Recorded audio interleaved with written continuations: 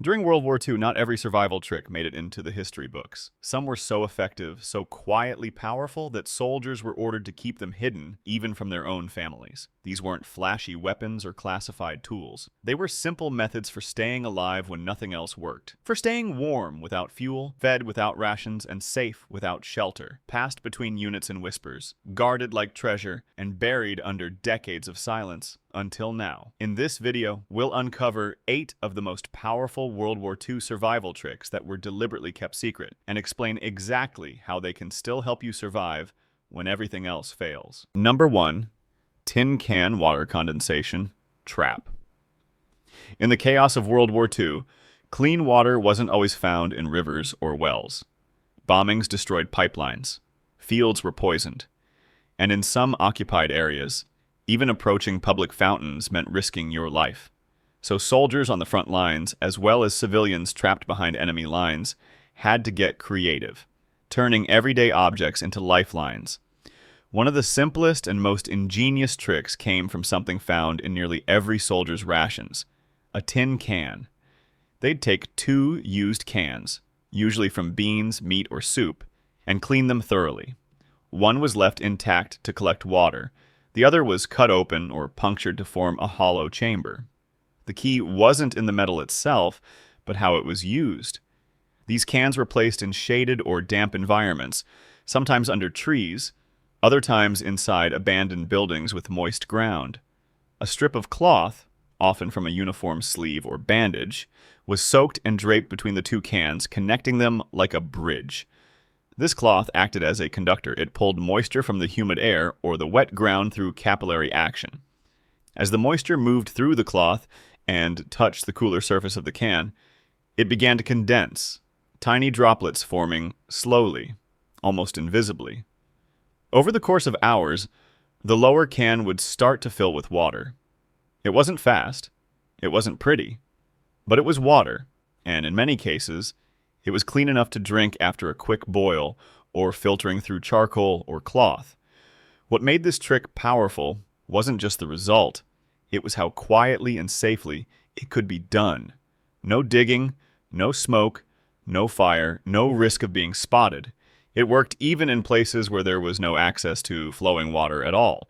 Civilians in ruined cities, resistance fighters in hiding, and soldiers stuck in scorched forests, they all used variations of this method to survive another day. And even today, this trick still works. Whether you're in a blackout, stranded on a trail, or simply testing your emergency setup, all you need is a couple of empty cans, a strip of cloth, and patience. Because when the faucets stop running and bottled water disappears from store shelves, remembering how to pull water from thin air might be one of the most valuable survival skills you'll ever have. Number 2.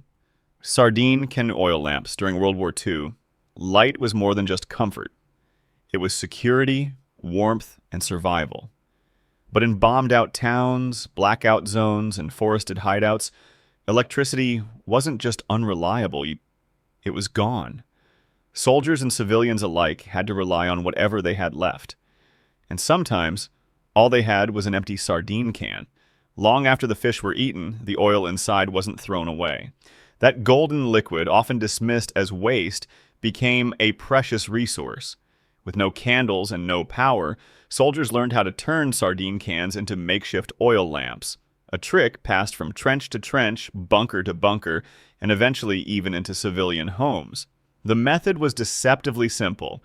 First, they'd save the leftover oil from the sardine tin. Even a few teaspoons could work.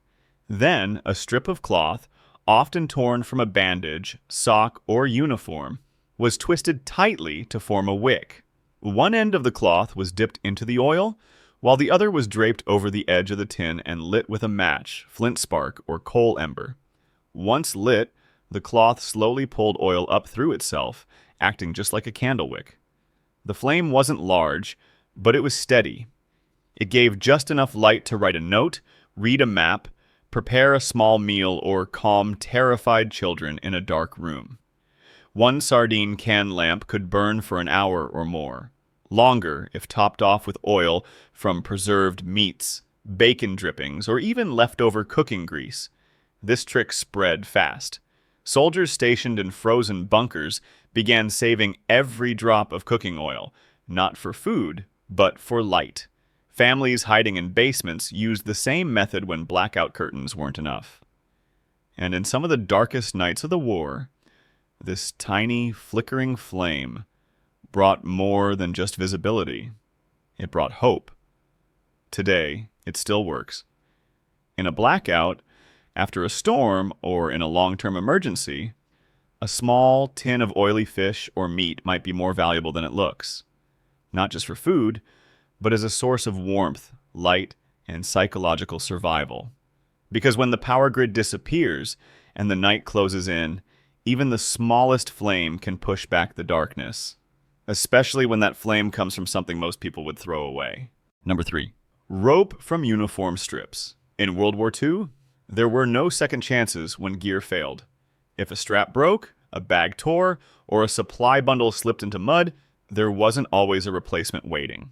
For soldiers cut off from supply lines or civilians hiding in bombed-out homes, even the most basic tools, like rope, became rare and irreplaceable. So they made their own. When rope ran out, they turned to something they had in abundance: fabric. Specifically, old uniforms. Uniforms that had been torn, soaked, or burned around the edges weren't discarded. Instead, they were repurposed. Every sleeve, trouser leg, and shirt tail became raw material. Soldiers and civilians alike learned to slice the cloth into thin, even strips, about the width of a finger. These strips were then twisted together in tight braids, often by hand, sometimes using sticks or poles to anchor and pull. The tighter the weave, the stronger the rope. 3-strand braiding was common, the same technique used in fishing lines and old village cord making.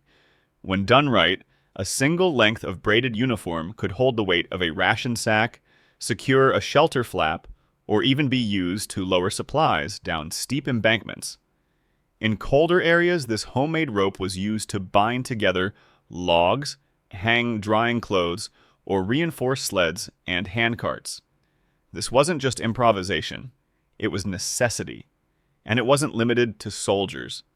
In war-torn cities, mothers stitched rope from their children's outgrown clothes to tie firewood bundles or create makeshift fences around gardens.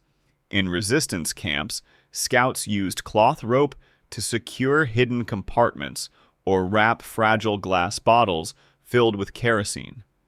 What made this survival trick so powerful wasn't just its usefulness, it was its accessibility. You didn't need tools, nails, or money. All you needed was your own worn-out gear and a little patience. Even today, this method still has value. In any prolonged emergency, where hardware stores are closed, deliveries stop, and supply chains break down, rope will disappear quickly. Knowing how to make your own from clothing, blankets, or even sheets could be the difference between a functioning shelter and a collapsed tarp in the rain.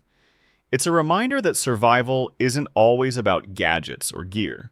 Sometimes it's about what you're willing to rip apart and rebuild with your own hands when the world refuses to help. Because in war, they didn't just wear their uniforms, they turned them into tools. Number 4. Flour paste fireproofing. In the cities and villages torn apart during World War II, fire wasn't just a threat. It was a guarantee. Bombings turned neighborhoods into rubble. One spark could ignite an entire row of wooden homes. And when fuel lines were exposed, or enemy shells struck too close, there was no warning. But in those moments, when fire crept closer and water was nowhere to be found, some soldiers and civilians reached for something completely unexpected: flour. Not to eat, but to protect. They learned to make a thick, sticky paste using nothing more than flour and water. This wasn't food, it was defense. When applied to fabric, canvas, or wood, this paste dried into a dense coating, almost like hardened clay. It didn't stop a direct hit, but it slowed flames, it smothered sparks, and it gave people time, sometimes just enough, to escape or fight back. Soldiers stationed in wooden guard posts would coat the outer flaps of their tents in flour paste before nightfall. Civilians reinforced window curtains and attic beams, especially in older homes built from dry timber. Even farmers who hid grain in barns began brushing the paste onto wooden walls to delay fire if a raid ever came. The trick was simple. A few handfuls of plain flour were mixed with water until a thick, glue-like substance formed. Then, using old rags or even bare hands, it was smeared across the surfaces most vulnerable to flames. Once dried in the sun, it became a crust. Not pretty, not smooth, but strong, and surprisingly effective. Some even went a step further. They mixed in crushed eggshells or clay dust to strengthen the coating. Others layered it, drying one coat before applying another. In places where fire brigades had been wiped out and buckets were in short supply, this paste became a silent barrier between survival and devastation. What made it so powerful wasn't just the material, it was the mindset. Using food to defend homes, turning kitchen staples into safety tools. It was a kind of thinking that only desperation could teach, and one that still holds lessons today. In any modern-day emergency, when power lines fall, when gas leaks spark, or when wildfires grow too close, the idea that you can fireproof your space with something as basic as flour isn't just interesting, it's life-saving. Because when everything burns, what you do before the fire arrives is all that matters. Number 5. Dry brick heating beds. In the freezing nights of World War II, warmth wasn't a comfort. It was a question of survival. Bombed-out homes offered no insulation. Refugees slept on bare floors. Soldiers dug into frozen earth with numb fingers. Firewood was rare, and the little fuel they had was saved for cooking or emergencies. But there was one quiet trick, passed along by those who had nothing but dirt, stone, and desperation, that gave warmth without wasting fuel. They called it the heating bed, and its core was nothing more than a dry brick. It began with the oldest principle of heat retention, thermal mass. Soldiers would collect bricks, rocks, or even broken tiles, anything dense that could hold heat.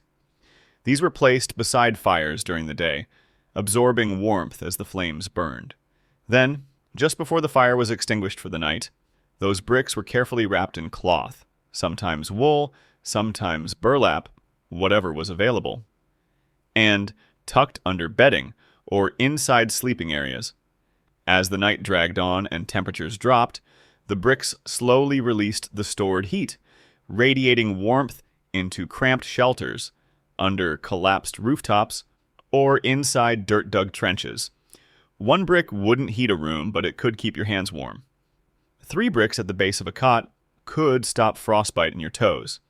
And if you had 5 or more, lined under a blanket or haymat, it was the difference between freezing and sleeping. Civilians trapped in winter blackouts adopted the same method.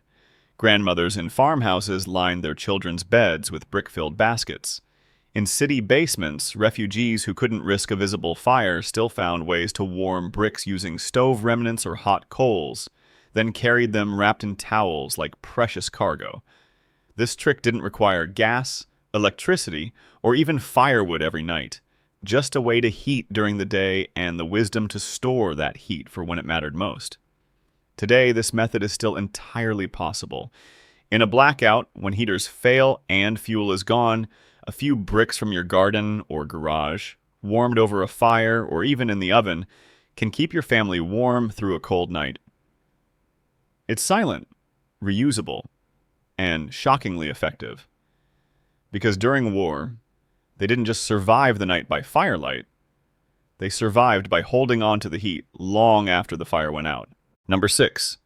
Crushed chalk for hidden food trails. During World War II, survival wasn't always about food or fire. Sometimes it was about finding your way back to it. When cities were flattened and forests turned into hiding places, soldiers and civilians often had to bury supplies, split up from their groups, or send someone ahead for scouting. But the moment someone walked off with no map, no compass, and no way to communicate, the real danger wasn't just the enemy. It was getting lost. Supplies could vanish forever, not because they were stolen, but because no one could find the way back. So they created a system, a quiet one, a clever one that used something found in every abandoned schoolhouse, ruined church, or shattered village: chalk. They'd grind it into powder, often white, sometimes yellow, using rocks or metal.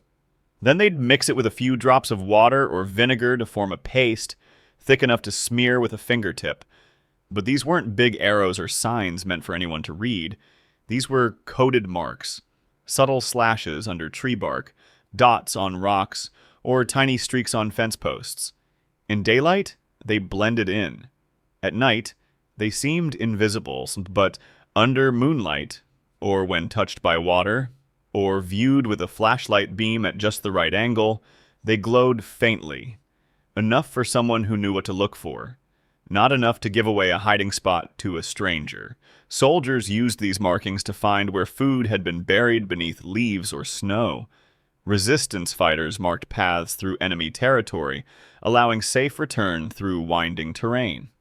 And in rural areas, where mothers had hidden canned goods under floorboards or beneath hay piles, a single chalk dot above a doorframe might mean everything to a family who came back months later.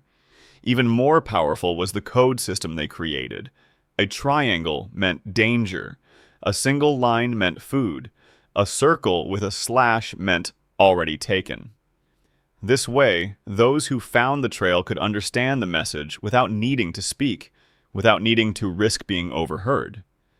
What made this trick so valuable wasn't just stealth. It was memory. In a time when fear erased directions and trauma blurred landmarks, chalk gave people a silent way to remember where they'd been and how to return. And even now, in a grid-down world, during a blackout or when cell signals vanish, this method can work. It costs nothing. It makes no sound, and it disappears when it needs to. Because in a war where survival meant hiding everything, even your own footsteps, they learned how to leave a trail that only the right eyes could follow. Number 7, bar soap perimeter alarms. In the silence of war, danger rarely announced itself. It crept through the trees, slipped between ruined buildings, and approached under the cover of night. For soldiers in unfamiliar terrain and civilians hiding in makeshift shelters, the threat wasn't always visible, but it was always near. And when voices couldn't be raised and gunshots would reveal your position, early warning became more important than firepower. That's when something as ordinary as a bar of soap became a lifeline. Soap was rationed during World War II. It was valuable for hygiene, but for some, it became an unexpected security tool. The trick was simple, brilliant, and almost entirely silent. Soldiers and resistance fighters learned that a soft bar of soap could be turned into a primitive alarm system using just a few pins, nails, or pieces of scrap metal. They'd take a standard bar of soap, slightly softened by warmth or water, and press metal shards or sharp fragments into its surface, leaving them partially exposed. Then using thin wire, string, or even twine made from shredded cloth, they'd connect the soap trap to a doorway, a tree, or a hidden path leading toward their camp. The principle was basic. If someone or something disturbed the tripwire, it would yank or rotate the soap bar slightly, causing the embedded metal pieces to clink, snap, or even drop onto a hard surface, making just enough noise to alert someone nearby. No explosives, no electronics, no light. But in the deep silence of wartime forests or bombed-out neighborhoods, even a faint clink of metal could mean the difference between being caught off guard and having a few seconds to react. This trick spread through frontline trenches and civilian resistance networks alike. In occupied cities, people used it inside homes to guard stairwells or basements. In rural camps, it protected food storage and sleeping quarters. The soap could be disguised, reset, and reused. And if danger passed, it could simply be washed away, leaving no trace behind. What made it so powerful wasn't just the ingenuity, It was the way it weaponized the ordinary. Soap wasn't threatening, it wasn't suspicious. But in the right hands, it became a tool that watched while others slept. Even today, this method still holds value. In a blackout, during a disaster, or while camping far from help, a simple bar of soap and a few metal scraps can become your early warning system. Quiet, effective, and nearly invisible. Because during World War II, survival wasn't just about strength. It was about noticing the moment right before danger arrived, and doing something about it. Number 8. Boiled tree bark broth. In the harshest winters of World War II, food was no longer measured in meals. It was counted in sips, scraps, and silence. Entire towns ran out of flour. Farmlands were seized. Supply lines were bombed. And when even boiled potatoes became a memory, families turned to the one source of nourishment that no soldier could steal and no storm could destroy: the trees that stood around them. It wasn't about eating the bark. It was about surviving with what it could give. Soldiers and starving civilians alike learned that certain types of tree bark, especially from pine, birch, and elm, could be stripped, boiled, and consumed as a thin broth. The inner layer, just beneath the rough outer shell, contained small amounts of starch, minerals, and fiber. Not enough to fill the stomach, but just enough to keep the body moving. One more hour, one more day. The process was simple but deliberate. Strips of bark were carefully peeled with knives or broken stones, cleaned of dirt, then placed into boiling water. Sometimes they added herbs, salt if they had it, or a pinch of dried grain to stretch the flavor. But often, it was just water and bark, nothing more. The bitter liquid that resulted was sipped slowly, not for taste, but for survival. In frozen forests and abandoned basements, this broth warmed more than just the body. It gave people a task, a sense of control, a reason to keep the fire going even when the food was gone. It wasn't a recipe, it was a refusal to give up. Today, few would ever think to use a tree for food. But in a grid-down scenario, when shelves are empty and gardens fail, knowing which trees offer that thin layer of sustenance could mean everything. It's not about thriving. It's about getting through the worst. The way they once did when the world gave them nothing and they reached for what it couldn't take away. Because when all that was left was bark, they still made broth. They didn't survive with technology. They didn't wait for help, and they didn't have second chances. What they had was resourcefulness, instinct, and a deep understanding of how to live when the world stopped working. These weren't just tricks.